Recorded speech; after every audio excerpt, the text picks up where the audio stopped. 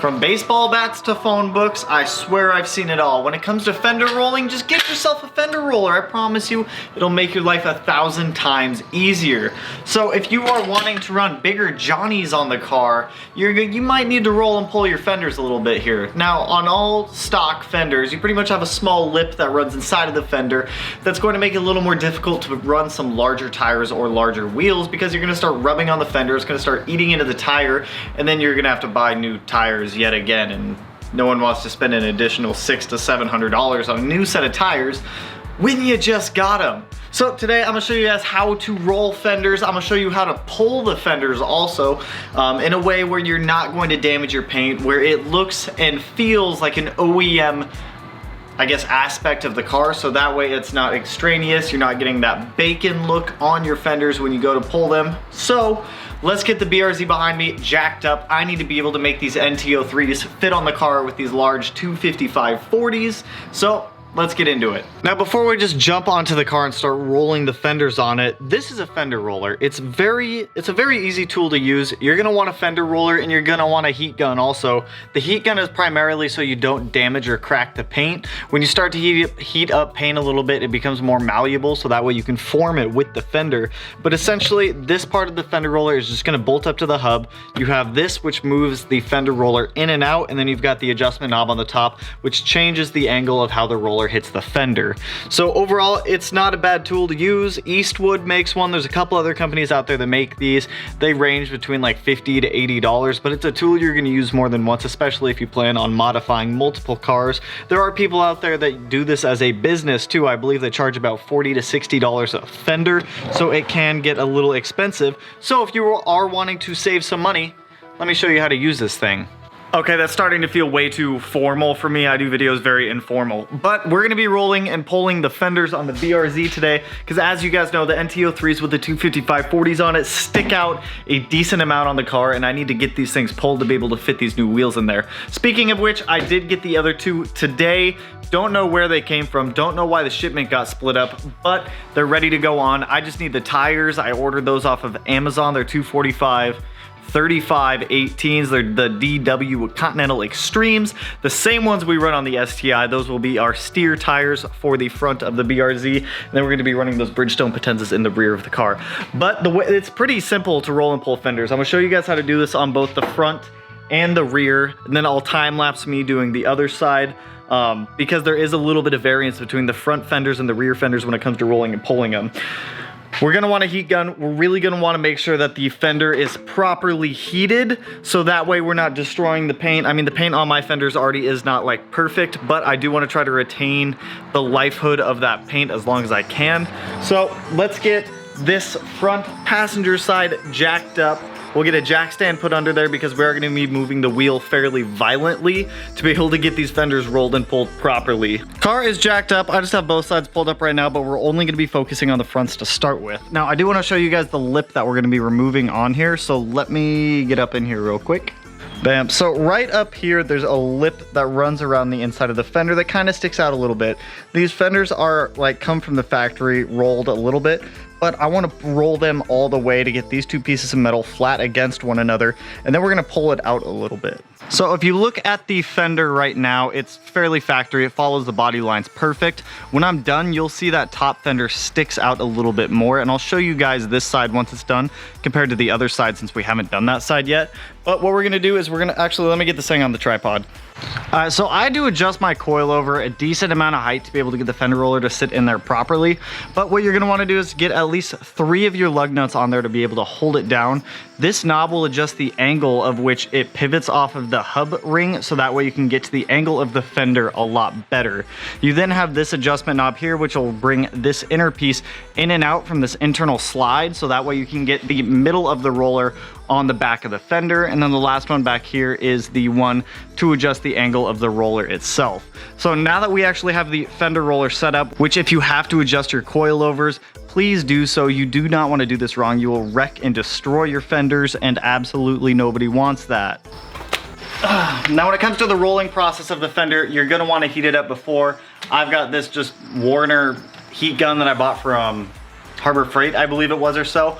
So I'm gonna heat up just this top portion of the fender to start with. You don't wanna go full send with a fender roller. You wanna incrementally step it up to get that lip bent up where you need it. If you need to adjust the angle of the roller itself, do so, but just make sure that you're taking your time doing this. I'm gonna get it heat up. I'm gonna do a first couple passes to get this starting to form how I want it to. And then once that lip is fully bent up, we're gonna really push out the fender here, and we're just gonna give it a slight pull. And once it's pulled, I'll show you guys what it looks like, but let's heat it up.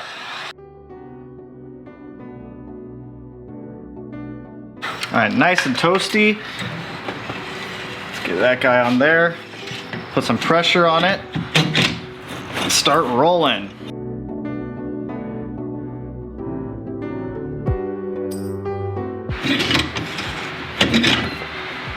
Right. So right now I've got the fender rolled pretty simple, no cracks in the paint. I do want to come a little bit farther down here on this back side. Keep in mind your fender liner is not going to want to stay in as you're doing this, so just make sure you tip it or tuck it up inside of that new fold that you just made. So I'm gonna bring it down a little bit more farther on this side. The paint is already cracked on the fender from the previous owner down here, so I'm gonna try to mitigate how much it actually breaks it, but let's keep rolling it. Remember, incrementally, don't go full send on the first go. A good way to tell when the fender is like actually a good temperature before you start rolling is just take your forearm, place it on there. If it doesn't burn you, it's not hot enough. I'm just joking, you don't want it to burn you. Just get it nice and warm to the touch, and then make your adjustments and go again.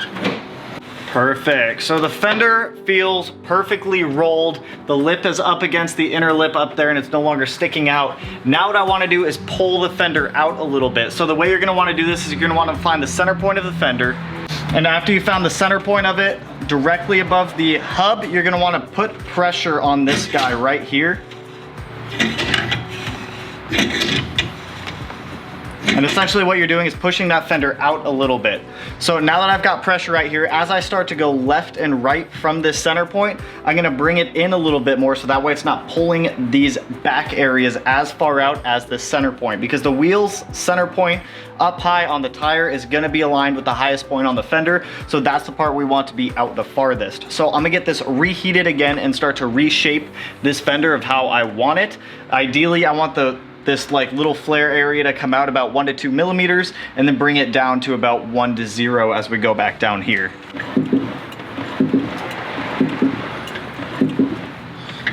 Perfect.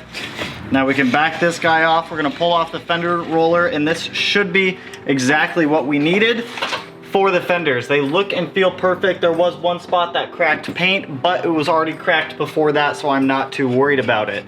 So let me get this guy pulled off. We'll see how it looks. I'm gonna have to adjust the fender liner here to get it sitting up inside of the fender, but we should be all good on this side. So I've got this side knocked out. As you can see, there's like that one spot right there where the paint cracked, but it was already cracked there anyways. Everywhere else, the paint is beautiful, held up fine. And then down here, you can see that lip is now gone. It's pushed up against the fender up on the inside. These fenders have been pulled a little bit.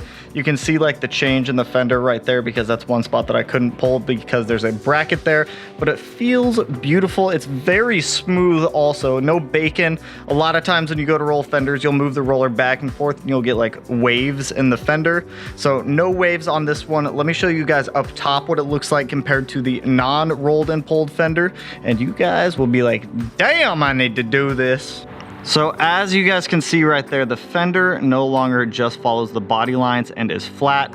Kind of pokes out a little bit. That's exactly what we wanted. That gives us about 3 millimeters extra clearance for these wheels when they go on. So now that the front passenger side is done, I'm just gonna go ahead, I'm gonna get the front driver's side knocked out, then I'll walk you guys through how to do the rears, because the rears are a little bit different. I also had one more update for you guys. These Yellow Speed racing coilovers, I'm just not happy with them. There's this safety aspect when it comes to suspension. I don't feel like these are quality enough for what I want. So yesterday I ordered a set of Fortunato 500s that are going to be going on the car also. Even after just looking at the Yellow Speeds today, these coilovers have 0 miles on them. They've done nothing but sit in this garage for 3 days, installed on the car, and there's already surface rust appearing on the coilovers.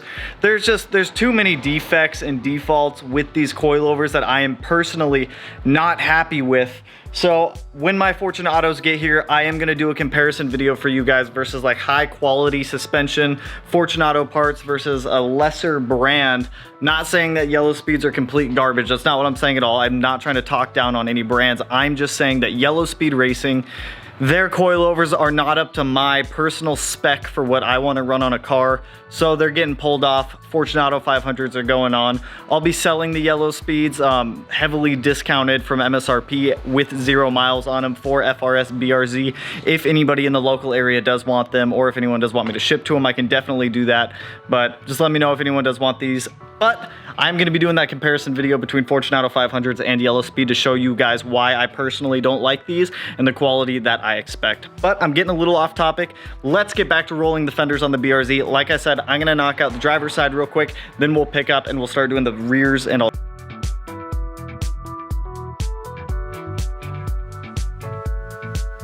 Fronts are done. They are rolled and pulled a little bit just to give us a little more clearance, and you can definitely see that there's more clearance inside of that fender with these like niche wheels back on there, and I'll show you guys, but they came out perfect. There's no baconing on the fender, nothing like that. The paint chipped twice, one on each fender in the exact same spot, so I'm just assuming that that's an area that's a little brittle and a little fragile. Now, I do want to tell you guys, same concept for any car that you're doing. Just follow these principles and you will be good. If you've never rolled or pulled fenders, I promise you it is much easier than you think. You can buy a fender roller from a friend or Amazon. I'll link a couple down below, the Eastwood and a couple other ones that I've used in the past. But I promise you guys, you don't have to go and pay someone to do this. It's really simple to do. But let me show you guys the fronts and we'll jump back to the rears and we'll get going on those. So this is the side that I just did, and there is like a considerable amount of clearance up here now. As expected though, the fender liner doesn't want to stay up in there as much as it used to because we did just modify the fenders. But we now have a decent pull on this side. It's about 3 millimeters or so. So it gives us just a little bit more clearance for our bigger johnnies back there when they go on the car. But I want to get started on going on the rears. So when it comes to the rears on a rear wheel drive car, if you're doing this on an all-wheel drive car, you're gonna have to jack up both sides at once because you've got an axle going to a diff and it's not gonna want to let you spin the wheel freely. So I'm gonna be jacking it up from the rear diff, getting a jack stand on both sides. I'm gonna chalk off the front wheels, and then we're gonna have to drop the e-brake just so we were able to spin these back wheels. So let me get the rear end jacked up, get all that taken care of. Just going off of these wheels before we start rolling and pulling anything, like you can see here, like it is pretty close fitment. So I'm probably gonna roll it right here and have it flare out just a little bit, but we'll see how this goes.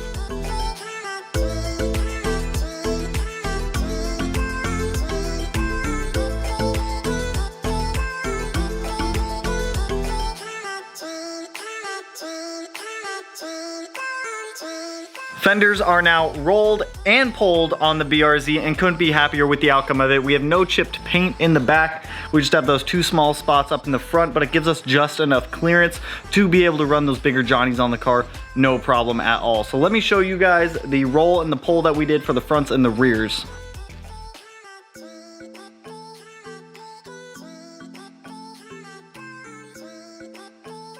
I'm happy with it. I love it. I love it. I think it's absolutely perfect. It's not too much, it's not too little, just enough to get us where we need to. Now, I do want to say a couple things. If you guys are trying to roll and pull your own fenders, please keep in mind, take your time, especially if it's your first time doing it. Take your time. Last thing you want to do is ruin a fender, destroy it. I promise you, heat and patience will go a long ways when it comes to rolling fenders, especially on cars where the paint is just so easy and brittle to destroy. But that's all I got for you guys. I get the tires for these new wheels on Thursday, so that way we can get them on the front of the car. But Matt's back with my coffee. Thank you, Matt. But if you guys like the video, you know what to do. Go ahead, like the video. Go ahead, turn it blue. Like the blue Subaru way out there. And Matt doing something with his car. And if you're not already subscribed to the channel, hit your boy up and do it right up here in this top, my right, your left corner. And with that, I will catch you guys in the next one. Peace out, homies.